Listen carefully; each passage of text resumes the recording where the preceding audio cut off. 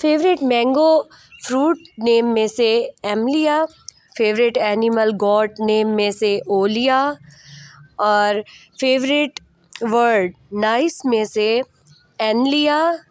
बहुत ही अट्रैक्टिव और separate name ready होने वाला है, और क्यूट सा नेम कशफ में से केलिया, इसका फर्स्ट लेटर, और नेम ऑफ बर्ड में से ईगल, ईगल में से ईलिया, और फेवरेट कलर येलो, येलो में से वायलिया।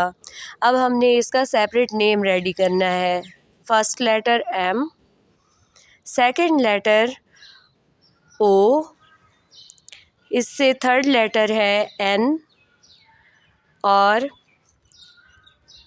4 नंबर पे लेटर है के, और 5 पे ई, और लास्ट में हमारा वाई आता है, तो monkey. Separate name monkey is ready.